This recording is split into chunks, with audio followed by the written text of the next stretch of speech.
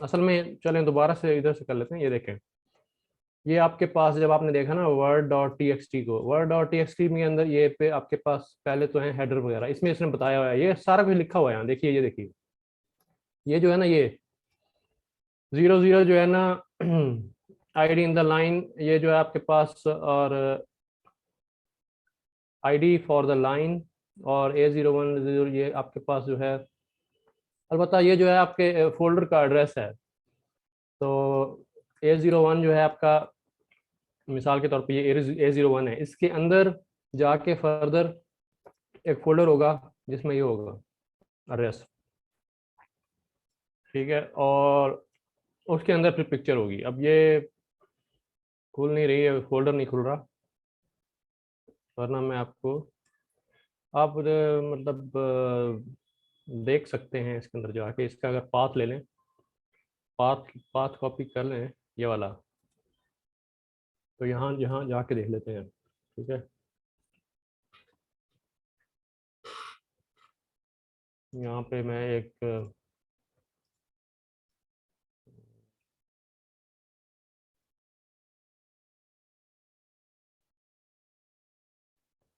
ये देखें, अब इसके अंदर ये पिक्चर्स पड़ी हुई हैं, नहीं इसके अंदर फर्दर फोल्डर्स हैं। तो अगर हम इसकी बात करें, इस ये मूव की बात करें, मूव की, हाँ, मूव की, तो मूव की जो पिक्चर है ना वो है इस फोल्डर में, A0100U, ये जो है फर्दर इसमें होगा। यहाँ पे आप इसको ले लें,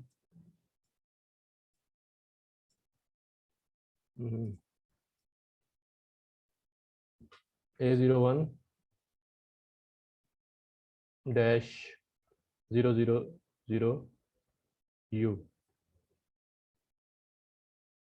ऐसे है।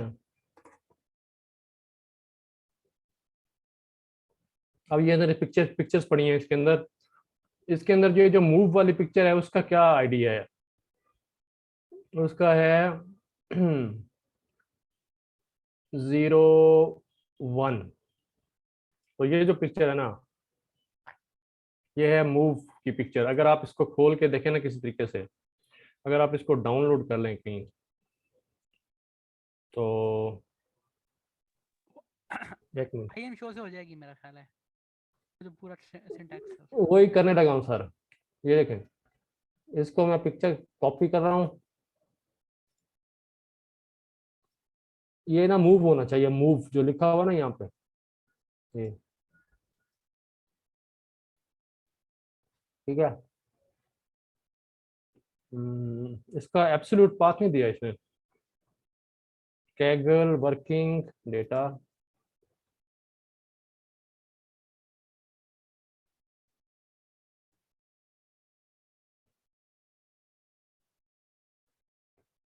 अब यहाँ से जो है ना मैं इसको उसमें यूज करता हूँ, वो जो हमारा कोड है, ये वाला कोड। यहाँ पे एक और सेल डाल लेते हैं। हम्म, हम्म, हम्म, हम्म। और इसको हम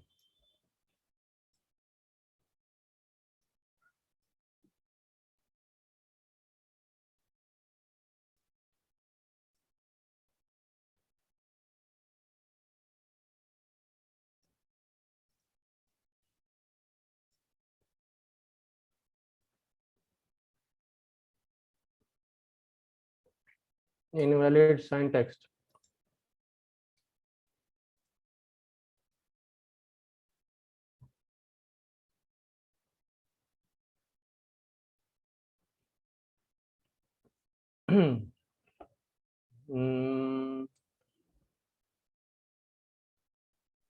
एक स्लैश नो, शायद कैगल से पहले आएगी। एक स्लैश कैगल से एक पहले स्लैश, आएगी। हाँ एक स्लैश, वो रूट को रिप्रेजेंट करती है ना। Oh good good good good good, ठीक है जी, समझ आ गई आपको।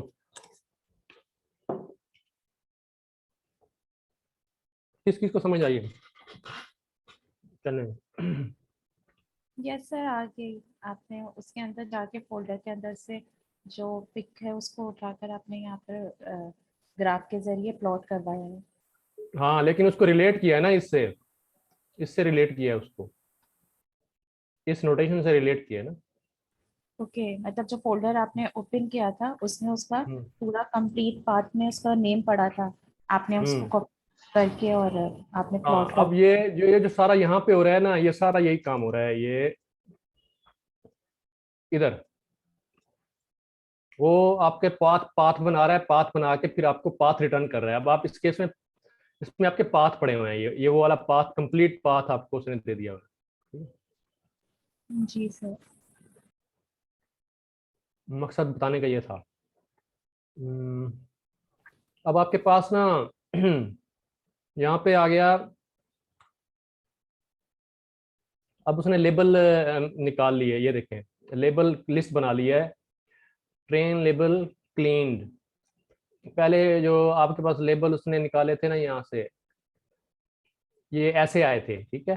पूरे की पूरी लाइन, पूरी की पूरी लाइन जो ऊपर आ रही है ना, ये वाली पूरी लाइन, ये पूरी लाइन उसने लेबल में डाल दी थी इस कोड में, ठीक है। एक्चुअली चाहिए ये है ना हमें, लेबल तो हमारा ये है। जैसे हमने मूव को निकाला है, मूव का हमने कहा ये मूव ऐसा होगा, तो दैट मीन्स हमारा लेबल रिक्वायर्ड तो सिर्फ ये है ना, ये सारा तो नहीं है यहाँ से लेके यहाँ तक। तो फिर उसने इसको क्लीन किया है इस कोड में यहाँ, ठीक है। तो -1 का मतलब है एंड वाला। पहले तो स्प्लिट किया स्पेस, स्पेस के साथ, तो वो एक लिस्ट बन जाएगी यहाँ तक एक लिस्ट बन जाएगी। जब वो लिस्ट बन गई, उसका फिर आखिरी आइटम क्या है, वो आखिरी आइटम जो है वही है जो कि आपका ये है, ठीक है। और उसको स्ट्रिप कर दिया। स्ट्रिप का मतलब है अगर कोई एम्प्टी स्पेस है उसके सामने आगे, वो खत्म हो जाए। तो उसके बाद इसने फर्दर इस जो भी लेबल आया है ना, मिसाल के तौर पे आया है और, ठीक है। जब और आया ना, उसने और के अंदर मतलब एक स्ट्रिंग आई है, उसने उसको किया है यहाँ पे आइट्रेट, आइट्रेट करके उसने ऐड कर लिया है एक लिस्ट में, ठीक है, कैरेक्टर सेट में, सॉरी सेट। सेट की प्रॉपर्टी किसी को पता है? सेट की प्रॉपर्टी, सेट की क्या प्रॉपर्टी होती है लिस्ट लिस्ट के मुकाबले में? एक तो सेट के अंदर जो है वो कोई भी Duplicate एलिमेंट नहीं है ना होता। वो रिपीट नहीं होता। तो ये जी इसकी जी, रिपीट नहीं हो, जी जी जी। तो मतलब ये है कि अब हजारों वर्ड यहाँ पे, इम्यूटेबल वर्ड होता कह है। रहा हूँ, कैरेक्टर रिपीट हो म्यूटेबल रहे होंगे ना। म्यूटेबल जी, म्यूटेबल होता है। जी जी जी, म्यूटेबल होता है। तो वो जो है ना, यानी कि कैरेक्टर रिपीट नहीं होंगे।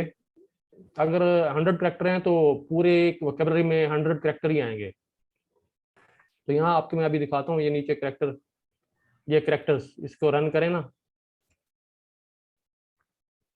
ये तो पूरे आपकी जो वोकेबलरी है उसके अंदर ये इतने कैरेक्टर हैं जो उसने कैप्चर कर लिए हैं। मिसाल के तौर पे यहाँ है अनएबल, इस यहाँ पे अनएबल आया ना, तो अनएबल को उसने आइट्रेट किया है, UNABLE आइट्रेट करता गया और उसको यहाँ पे ऐड करता गया सेट में। तो इन द एंड क्या होगा, वो सारे के सारे अपेंड हो जाएंगे कैरेक्टर में। लेकिन कैरेक्टर बजाते खुद एक सेट है। दैट मीन्स अगर R दफा 2 दफा आया तो एक दफा आएगा, अगर R 100 दफा आया तो फिर भी एक दफा आएगा, ठीक है। ये चीज है। तो ये वोकेबलरी बिल्ड कर रही है कि एक पूरी वोकेबलरी, यानी उसके अंदर कितने कैरेक्टर्स हैं हमारे ना हमारे उसमें जो राइटिंग है, तो उसके अंदर कॉमा भी आ रहा है, देखें, ठीक है, हर चीज़ आ रही है। तो और आपके पास जो है इस वक्त क्लीन्ड लेबल्स जो आ गए वो ये आ गए, ठीक है। हमने सिर्फ अब 10 का रिव्यू लिया है, इसमें बहुत सारे हैं। और एक वर्ड की जो एक एक वर्ड की मैक्सिमम लेंथ कितनी है वो उसने लिया है, यानी कि लूप के अंदर ही चलाया उसको, और वो मैक्सिमम लेंथ लेता गया हर लूप, यानी कि जो मिसाल के तौर पे R आया ना पहले, उसकी लेंथ 2 थी, तो यहाँ पे 2 आ गया मैक्स लेंथ में। नेक्स्ट टाइम आया जी अनेबल, ये आया जी ये 6 है, तो यहाँ से वो 6 2 छोटा है ना इससे, तो फिर 6 आ गया यहाँ पे। फर्दर अगर ऑफ आया तो ये 2 है, ये बड़ा नहीं है, ठीक है। इस तरीके से सनलाइट है ना, ये बड़ा है इससे, अनेबल से, तो क्या होगा, सनलाइट के हैं 538, 8 करेक्टर है, तो मैक्सिमम लेंथ में 8 आ जाएगा इस तरीके से। तो इन द एंड क्या होगा, सबसे जो मैक्सिमम लेंथ है ना, वो एक वर्ड की 21 है। यानी कि सारे वर्ड्स को देख दाख के उसने बता दिया कि सबसे मैक्सिमम जो बड़ा जो वर्ड है ना, जो लिखा हुआ है, वो 21 कैरेक्टर्स का है।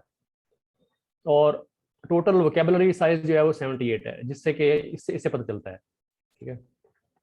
इससे पता चलता है कि आपकी वोकेबलरी 78 कैरेक्टर्स की है टोटल। उसके बाद ये वही वाला जो ऊपर इसने क्लीन लेबल का लगाया ना फंक्शन, वही नीचे लगाया है, एक फंक्शन बनाया नीचे।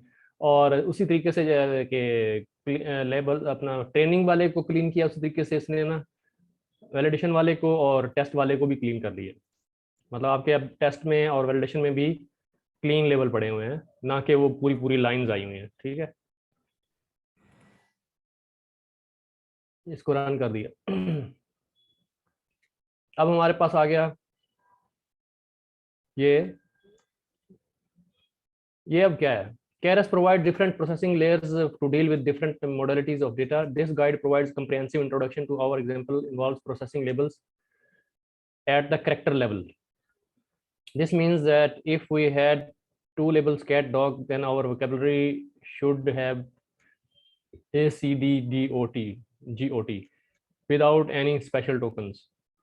So we use string lookup layers for this purpose. अब क्या होगा, हमारे जो ये करेक्टर आए हैं ना, ये वाले, इनको हमने एनकोडिंग करनी है, इनकी ना लेबल एनकोड करने हैं।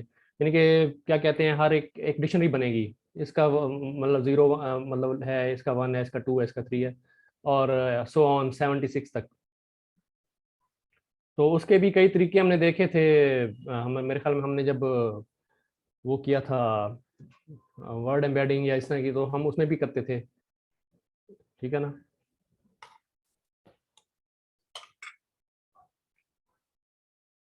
तो इसने जो है ना यहाँ पे टोकन बना दिए इसके।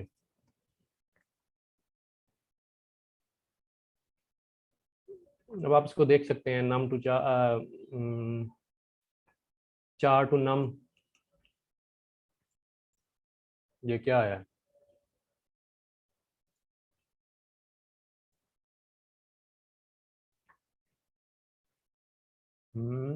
ये तो ऑब्जेक्ट है। नहीं, ये लेबल टू ऑब्जेक्ट नम है करके देखिए, जी। लेबल टू नम करके देखिए। डॉट नेक्स्ट होता है, क्या होता है इसका ऑब्जेक्ट, नहीं। लेबल टू नम को करके देखें, नम टू चार, इसको कॉपी कर सकते हैं।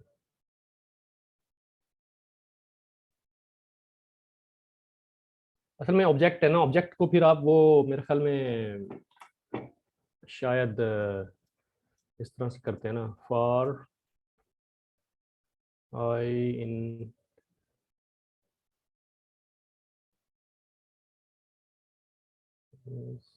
प्रिंट आई, नहीं, नो नो नो नो नहीं, इस तरह तो अरे को करते हैं। जी। ऑब्जेक्ट डॉट की होता है मेरे ख्याल में, जावास्क्रिप्ट में तो इस तरह होता है। इसको लुकअप का देखिए ना कहीं, how to lookup string lookup object, how to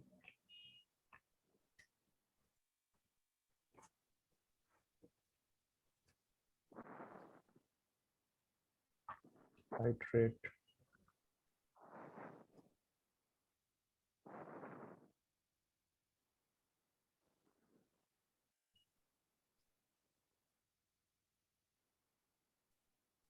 string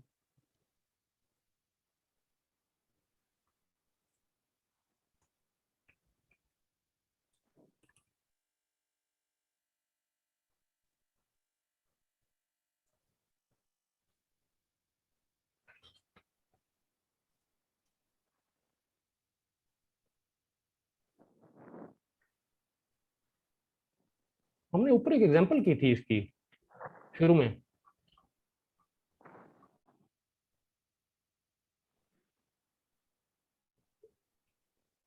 ये डॉट गेट वोकैबुलरी ये लिखेंगे ना उसके साथ, अगर इसको लिख के देख लें।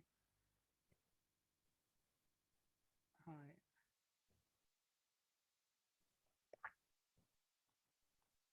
लेयर्स लेयर डेटा, ये कैसे है? डॉट गेट वोकैबुलरी करके देखें जरा।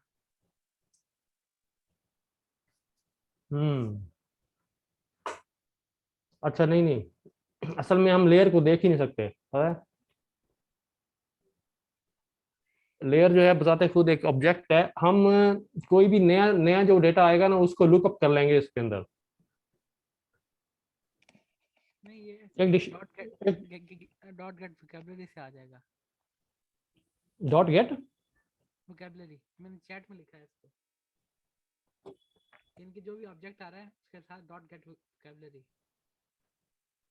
अच्छा सही सही।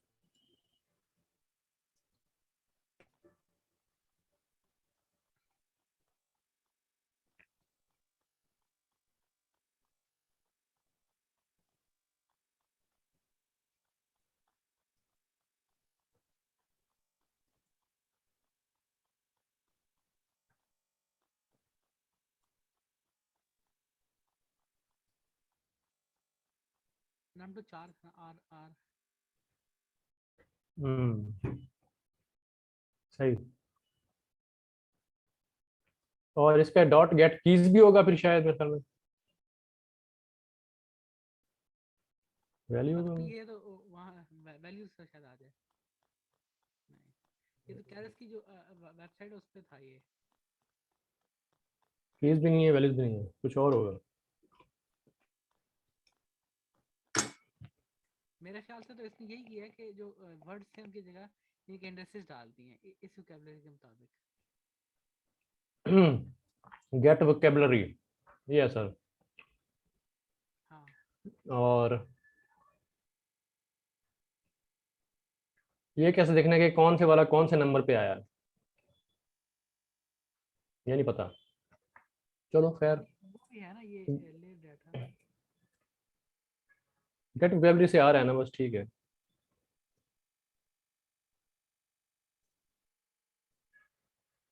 सही है, ये आ रहा है। तो ये आपकी असल में वोकैबुलरी को जो है उसने वो एक नंबरिंग दे दी है, एक ना एक टोकन लगा दिए उसके साथ। और ये जो है, ये एक होता है मेरे ख्याल आउट ऑफ वोकैबुलरी वर्ड होता है, आउट ऑफ वोकैबुलरी करेक्टर जो है, ये ये होता है कि अननोन। अननोन होता है। अननोन बिल्कुल। हम्म,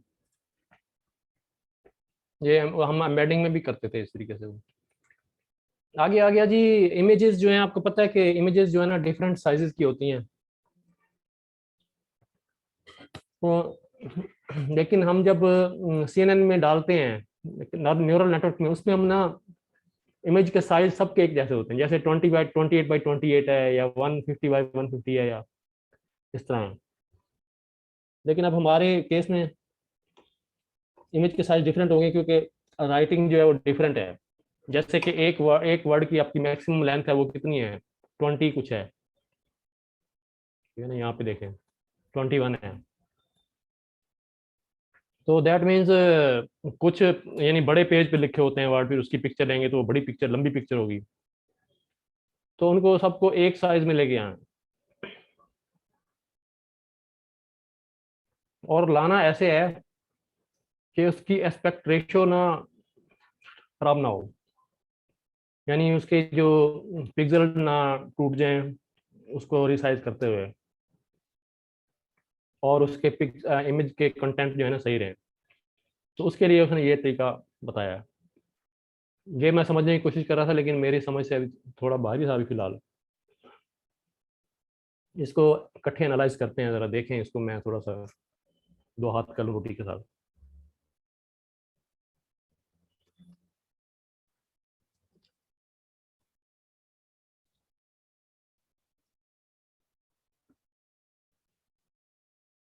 अब इसमें जो है जब हम इमेज पास करेंगे उसके साथ इमेज साइज आएगा, वहां से विड्थ और हाइट दे रहा है ये, ठीक है, इमेज की विड्थ और हाइट। उसके बाद जो है ये रिसाइज कर रहा है, लेकिन उसमें एक एलिमेंट है जिससे कि प्रिजर्व एस्पेक्ट रेशियो ट्रू, ये एक एलिमेंट है जिसमें रिसाइज के फंक्शन में ये आप ट्रू लिखेंगे ताकि आपके उसके एस्पेक्ट रेशियो खराब ना हो। और मेरा ख्याल सर ये में क्या होती है पिक्चर, जी ये क्या होती है, इसको बताएं। एस्पेक्ट रेशियो मैंने जो सर्च किया ना, वो आपके हाइट और विड्थ जो है उसकी उसमें जो कलर डेंसिटी होती है या पिक्सल डेंसिटी है, हाइट वर्सेस विड्थ, तो वो जो है ना आपकी aspect is the ratio ratio होती of height versus width ratio होती है। है। रेशियो क्या सर? ये रेशियो होती है हाइट ज़रबे विड्थ की। क्वेश्चन 2:3 तो 2 प्रोपोर्शन में उसकी लेंथ होगी और 3 में उसकी विड्थ होगी या हाइट होगी। इस तरह जिस तरह टीवी की स्क्रीन होती है ना 4:3 होती है वो नॉर्मली जो पुराने टीवीज थे, और जो इस वक्त जो ले आ रहे हैं एलसीडीज वगैरह तो उसमें 16:9 होती है उसकी एस्पेक्ट रेशियो। तो यानी 16 उसकी यानी आप उसके अगर इंचेस बढ़ाते जाएं तो उसकी लेंथ और विड्थ की जो रेशियो है 16:9 आनी चाहिए हमेशा एस्पेक्ट रेशियो सही। मतलब। यानी अगर आप लेंथ बढ़ाएंगे तो उसी रेशियो के साथ आपने विड्थ भी बढ़ा दी। सही सही सही, यानी कि जो हाइट और विड्थ है उसको सेम रेशियो से आपने वो मैंने वो करना है, बढ़ाना है exactly। बढ़ाना है या कम करना है। यानी कि अगर आप एक आपके पास स्क्वायर है उसको आप वर्टिकली प्रेस करें तो वो रेक्टेंगल में कन्वर्ट हो जाएगा, या हॉरिजॉन्टली इसको प्रेस करें तो वो भी एक रेक्टेंगल में कन्वर्ट हो जाएगा। लेकिन अगर आप उसको दोनों तरफ से ऐसे प्रेस करें कि वो स्क्वायर ही रहे, उसकी Exactly। रेशियोज ना चेंज हो, जिसे कहते हैं कीपिंग एस्पेक्ट रेशियो या प्रिजर्विंग एस्पेक्ट रेशियो, तो उसकी दोनों दोनों डायमेंशंस को ऐसे प्रेस किया जाए कि शेप डिस्टर्ब ना हो, स्क्वायर स्क्वायर ही रहे। एग्जैक्टली। अच्छा जी। अब वो नेक्स्ट स्टेप में कर रहा है चेक के वेदर पैडिंग इज नीडेड और नॉट। अब इसमें इसकी वजह क्या है? अब वो क्योंकि कर रहा है हाइट और विड्थ को ऑटोमेटिकली यानी कि स्केल कर रहा है, ठीक है। जब वो स्केल करेगा हाइट और विड्थ को तो लाजमी बात है कि हो सकता है हमारे रिक्वायर्ड जो साइज है उससे वो बढ़ जाए या कम हो जाए, यहाँ तक मेरा ख्याल है। इसमें ऐसा है कि एक आपका इमेज साइज है, ठीक है, पर एक इमेज इटसेल्फ है जो कि इमेज आप उसको दी जिसकी पैडिंग करनी है। फॉर एग्जांपल 4:4 की आपकी इमेज साइज आपने रखी है तो 4:4 हमने प्रोसेसिंग आगे कर दी है, और जो एक्चुअल इमेज है वो 2:2 की है। इसका मतलब 2:2 के ऊपर 2 स्केयर और ऐड करेंगे और इसी तरह राइट दूसरी साइड पे भी हॉरिजॉन्टल साइड पे भी आप 2 स्केयर और ऐड करेंगे ताकि उसको 4:4 किया जाए। तो ये जो फार्मूला दिया हुआ पैड हाइट और पैड विड्थ यही कह रहा है कि h माइनस h मसलन 4 है और pf शेयर जो है वो 2 है तो 2 पैडिंग होगी 4 - 2 और इसका विड्थ में 4 - 2 विड्थ आ जाएगी, स्क्वायर की हम शेप होती है। चलें इसका इफेक्ट देखते हैं ज़रा, इसको प्रिंट करके देखते हैं, इसको रन करें पहले। ये रन हो गया है और मेरे ख्याल में इसको भी रन, ये अपने तो फंक्शन है ये वाले, ये भी फंक्शन है और यहाँ इसने कहीं पे इसको करवाया होगा, प्रिंट नहीं करवाया, ये वाला यहाँ पे प्रिंट कराया। एक मिनट पहले प्रिंट करके देखते हैं फिर जो है ना।